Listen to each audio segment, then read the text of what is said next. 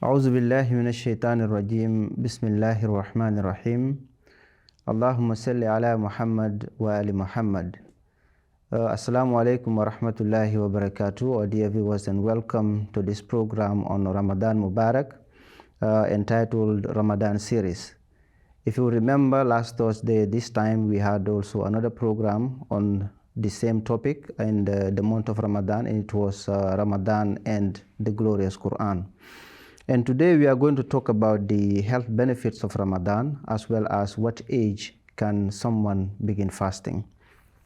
I have two gentlemen in the studio. On my immediate right, we have Brother Sekou Omar Diba, and on his right, we have Ustaz Dauda SK Cham. Gentlemen, assalamu alaikum and welcome to the program. First of all, we will go and watch the video we have on this topic today, and when we come back, we continue with the studio discussion. So before I will comment on implications of fast on child's health, I want to explain briefly about the growth and development of the child. So normally growth refers to the increase in body shape, size, height and weight of the body. And development is a growth processes where one can develop, including physical, mental, social and emotional and moral characteristics of the body. You can say that growth is a part of development, and growth will limit it to at certain age depending upon individual to individual. But development is a continuous process throughout the life. So let me explain you briefly. There are three types of growth: physical growth, cognitive growth and social and emotional growth. Physical growth refers to the increase in the shape, size, height and weight of the body and other physical characteristics of the body. Like cognitive growth, it refers to the development of the mind, including intellectual abilities, learning, thinking and remembering of the child. It also enables child problem solving capacity and decision making skills. So the third type is social and emotional growth. It is the development of a child's ability to build a relationship with others and to express their emotions and understand what is right and what is wrong in the society. It also includes self-awareness, communication and interpersonal skills. So when we are talking about a child observing fast, all these type of growths can be affected. So let me give you one example. Normally a child required more fluids and energy to maintain a healthy body, especially the brain development. So in the absence of food or water, after a few hours, the main source of brain energy is glucose, can be depleted. So this reduction in energy can lead to a range of behavioral changes from short temper to a very serious complications like weakness and fatigue. So we use the term hungry, means bad temper as a result of hunger. So the same way the physical growth and the social and emotional growth can also be affected. So parents should assess the child's ability to observe fast based on the following things like his health, his activity level and tolerance to hunger, and you can say that and eating frequency. We should also keeping in view the other factors like if Ramadan is coming in a summer season, so the weather changes. So in summer season, if a child is observing fast, that can lead to severe dehydration, which can be life-threatening. And the same way, another factor is duration of the fast. In some countries, duration of the fast is 15 to 16 hours, and in some countries it's less. But in Gambia here, we have 13 to 14 hours almost. So again, we will advise parents to assess the physical health of their child, whether the child can tolerate this number of hours. So at the end, I will suggest that at the age of 15 to 16, child should start observing fast. You can say that 4 to 5 fasts in a month, so that he can be habitual. And at the age of 18, if a child is, when child become mature, so then he can observe fast fully. So it again will depend upon person to person. Viewers, you're welcome back to the studio. That was the video we had from Hafiz Dr. Asif. He's a doctor at the Ahmadiyya Muslim Jamaat here, and we have all heard what he said. Gentlemen, Assalamu alaikum again, and welcome to the program. So, Ustaz Dawda SK Cham, we have heard what Dr. Asif was just explaining, but he made mention about the age at which someone should start fasting, maybe as a training sort of, and then when as well the fast should be incumbent upon the person.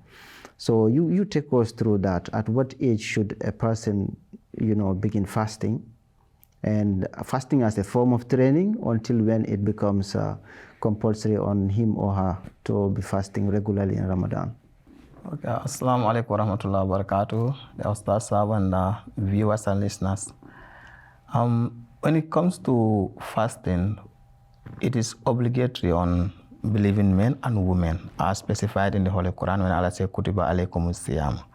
So it's a religious obligation, which, like any other religious obligations, there are certain conditions attached which makes it obligatory. So as far as fasting is concerned, it is obligatory on mature people who are mature. So in terms of maturity, you can, there may be different parameters to determine maturity. But in a religious sense, if somebody particularly young men, when they started seeing their, what is called wet dream, something like that, there is a possibility for them to start a family at whatever early that stage may be, can be considered mature, and it varies from cultures and from regions. That is why the benchmark normally considered is 18 years, that it becomes obligatory, and there is no excuse not to fast if you don't have any other health or other difficulties which will hinder you from fasting. So the benchmark is given at 18. So in some cultures or some regions, 15, 16, 17 could be considered. So it depends on the situation. But in Islam, the moment you become mature, then you don't have excuse not to fast. So a child can be allowed to start fasting, as he rightly said, at the age of 15, 16, 17. You can allow the child to start training. But here in the Gambia, children start fasting even around the age of, can you imagine, 7, 8, 9. Some children will even insist that they must fast. I know my child is almost 11 years, but he will insist that he must have to fast, because in school, almost all the friends are fasting. So that is the kind of pressure children are under to keep fast, even though they have not reached the age. But here is the point. The obligation of fasting, it is prescribed by Allah subhanahu wa ta'ala. Like any other religious obligation, there must be qualifications. Like at what age is one qualified to marry? Religiously as an obligation, you can marry at what age? And also, when can you go for Hajj? When you have the means. So conditions are attached to every kind of obligations. We should not lose sight of those conditions, which makes the obligations performance a merit and a blessing instead of being a burden on somebody. And of course, when we mention about the age of fasting, we don't want to treat children like fragile, young ones like fragile things. They should be trained to do hard work. They should be trained to be strong. But that doesn't mean that we have to break them like very early, imposing fasting on them in a competitive spirit, which is not so good. Thank you very much, Ustaz Dawda SK Cham. And I remember reading about this some time ago. The second Caliph of the Ahmadiyya Muslim Jamaat, he remembered that the first fast he had was when he was about 12 to 13 years, and it was once, about 12 to 13 years. It was as a form of training, but it was not like that he was matured and it was imposed on him to be fasting. Like you have said about your child and his peers at school. And I was add there, he said that when they wanted to fast, the Prophet ﷺ will stop them from fasting. He will not allow them to fast, small ones, yeah. So it's not for children anyway. Exactly. Mr. Diba, we see that, like you have said, in the Gambia, you see parents trying to force their children.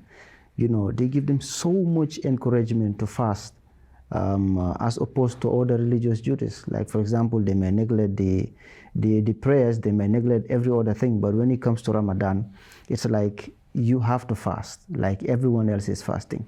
Now, let's look at it at the health side. What health implications does that have on a particular child who's been forced to be fasting the whole month of Ramadan? Thank you. I think that's a very interesting question and an issue. Yeah, many parents in this country compel their children to observe the fast at very early age. And what Ustaz Sam has said is very clear from the religious dimension. We are here really to enlighten the public on the issue of compelling children to fast. We are reminding our esteemed viewers that childhood is very delicate, right? The mental development of children, their intellectual developments, their physical growth and development, and their psychosocial development is dependent on many factors. But among the key factors is good nutrition, okay? And adequate intake of healthy foods. Now, good nutrition is derived from eating a balanced diet, okay? Therefore, it is important that children under the age of 18, 17 should not observe the fast. They need to eat. Fasting calls for abstaining from drinking and eating for at least 14 hours. And that is very unhealthy and risky for children. If the intellectual development of children, their physical growth, and there are milestones, that are used to gauge whether a child is progressing normally, okay? And if nutrition is an important component, and if intellectual growth is an important component, we can only urge the public not to compel children to fast. It can affect their mental development, it can affect their physical development, and consequently, it can even affect their psychosocial relationships in society. Because when you need essential elements in your body, essential nutrients, and they are lacking, or you take them in inadequate amounts, it can affect not only physical growth, it can affect the child's mental development, their intellectual development. And once a person's intellectual development is impaired or affected, you see the manifestations in their life. If a person's physical development is retarded due to inadequate intake of food or inadequate intake of vital nutrients in the body, then his or her life can be affected in many ways. So in order to save children from developing avoidable medical conditions, and in order to prevent children from developing conditions that can affect their mental faculty and their intelligence, they should be allowed not to observe the fast. I think that's important. It's very important. The response of parents to the issue of children fasting depends on their perception. So I think unless we get the perception right, that children need not fast, and two, there are risk factors involved in compelling children to fast, because there are risk factors involved. Unless we recognize those risk factors, the problems in our homes will persist. It will persist. The issue of peer pressure is very important. Children like to emulate other children. They like role modeling. That's why sometimes a child feels, I want to fast because my peers are fasting, my friends are fasting. And that kind of exerts some pressure on them, mental pressure on them to try. But again, it all revolves around the teachers and parents. Yes, a child may be under pressure from other children to observe the fast. But if the parents don't allow him or her, and the teachers discourage them from fasting, then we'll get it right. I think that's important. Yeah. Thank you very much, Mr. Diba. As Ustaz Daure Eskecham, we from that talking about children, now we talk about adults who are, let's say, eligible to fast, but they are in a certain condition that will not allow them to fast. Now, who are these people? Let's take, for example, if a person is sick, or he's on a journey traveling, or let's say, for example, it's a woman who is in pregnancy or in menstruation. All those people, according to Islam, they should not fast. Now, tell us why those people should not fast. If you look at fasting, it is prescribed when you look at the context in which the obligation of fasting is revealed in the Holy Quran. It came in a context of self-discipline, how to attain that self-discipline so that you can be able to exercise excellent morals. And fasting is seen as one of the best tools to achieve that spirit of self-discipline, emotional discipline, intelligent, every kind of discipline which require balanced reactions and behavior. So Allah subhanahu wa ta'ala said that the very purpose of fasting, la'allakum tattaqun, so that you can become righteous.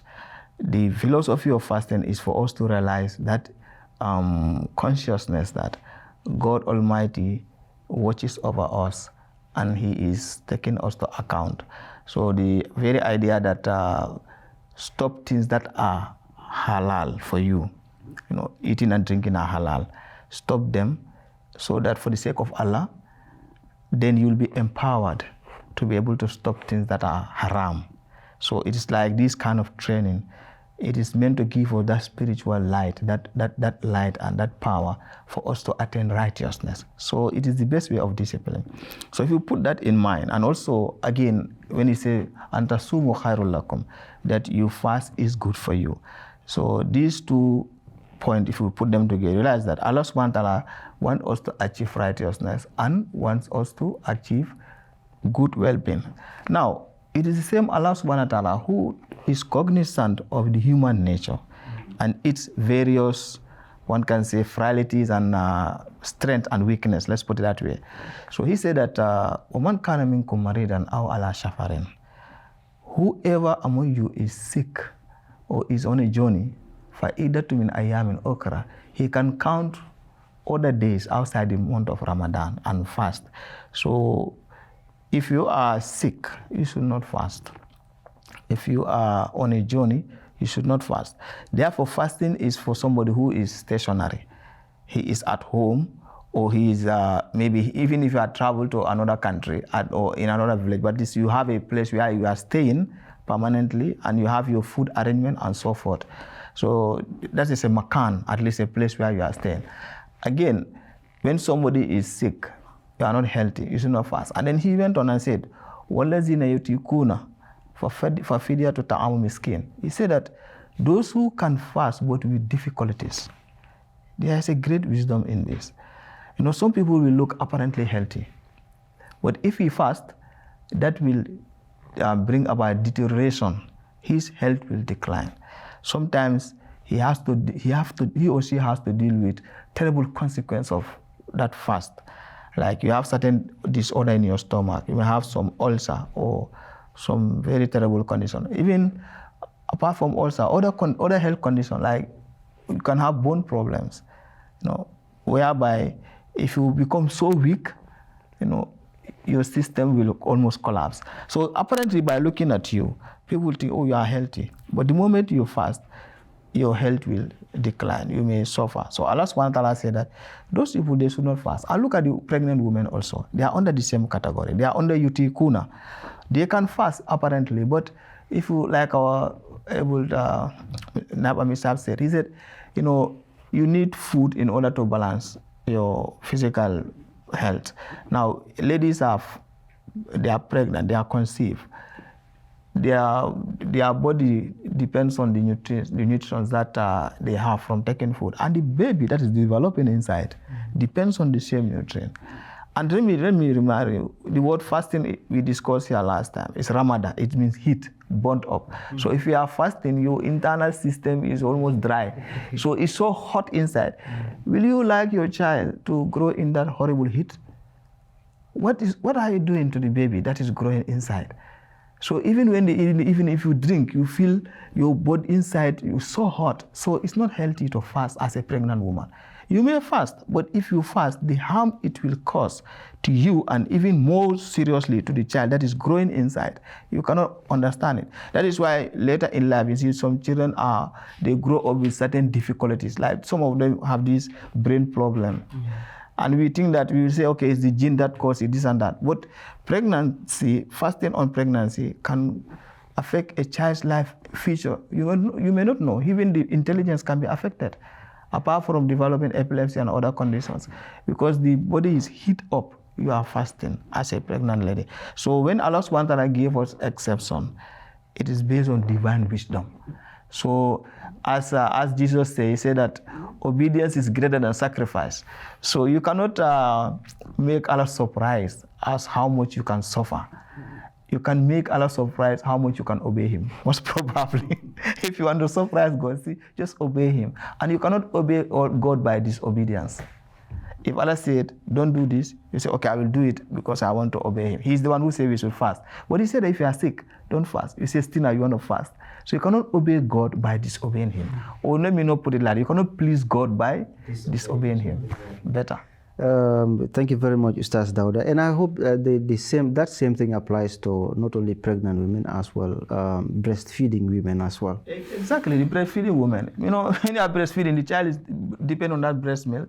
Sometimes you even have to buy some medicine in order for you to increase the volume of your breast milk. See? So therefore, if you are fasting, the shortage of breast milk. And number two, it's not also healthy for yourself. I know of, I also practice homeopathy. I know of a lady who fasted, but in the evening he said his bone is like, the legs is like, it's like the bones in the leg are empty. So she suffered a lot. I said, you should not fast. Then after she stopped fasting, she never had that problem again because she was breastfeeding. See? So thank you very much, Ustaz Dauda. Mr. Dibe, we have just few minutes to go, but we talk about chronic ailments. There are a lot of people who have chronic ailments in the Gambia and in other countries. And sometimes it's difficult for them to understand whether they should fast or not, what are the health implications of that. But like we always have in the Gambia, even pregnant women will want to fast. Breastfeeding women will want to fast, just because they want to prove that they are strong, like you have said. But it all depends on your obedience to God. If you are obedient to God by following his commands, whether it is by doing a thing or abstaining from a thing, that is the best for everyone. But those who have chronic ailments, are they allowed to fast or they should not at all fast? Well, a chronic ailment is an ailment or a condition which persists throughout life, or for a long spell of time in a lifetime. And they require effective management. And some of them, strictly there may not be a cure, but they can be managed. However, when a person has a chronic condition, like Ustaz Cham said, you cannot satisfy God by disobeying him. There are exemptions attached to fasting. And these exemptions are commandments from God. And if you ignore them, you are turning against God's commandment. It is not advisable for any person with a chronic condition to keep fast. One, you need, if medicines are prescribed for you, you need to take your medicines according to the regime prescribed by the doctor. That's very important. And failure to take your drugs according to the regime prescribed by the doctor is very risky. You can land yourself in trouble. Okay? We also know that when a person is ill, they require food and drinks. Okay? To help the body naturally fight the condition. Okay? Or to resist the condition.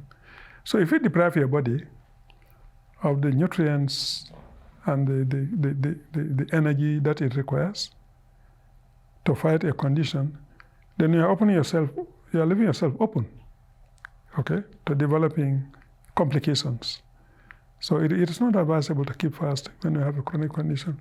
Chronic conditions require lifelong management and treatment.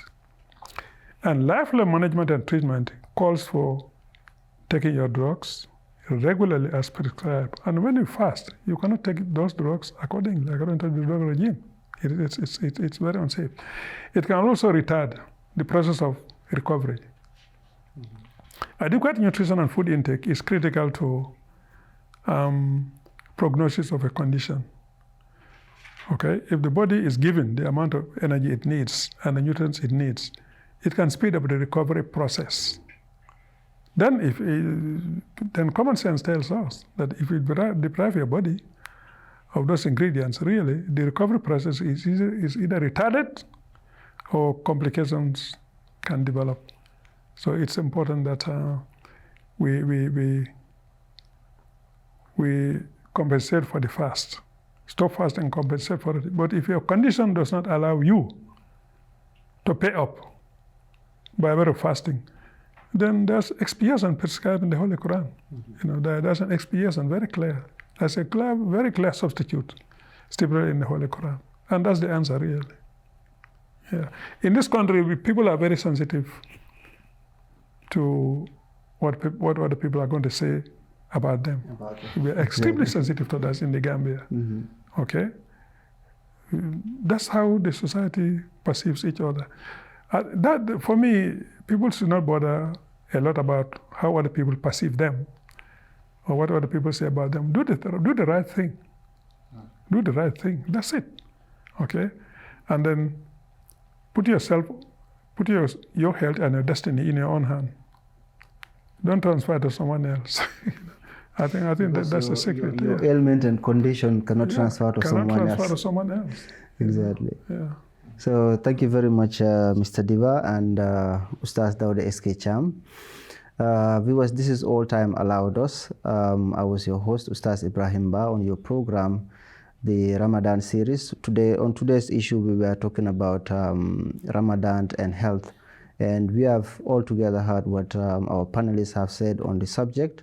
And I think you heed to their advice for the benefit of yourself and everyone who lives around you. Thank you very much. This is All Time Allowed Us from us MTA Gambia International Studio. We say Assalamu alaikum wa rahmatullahi wa barakatuh.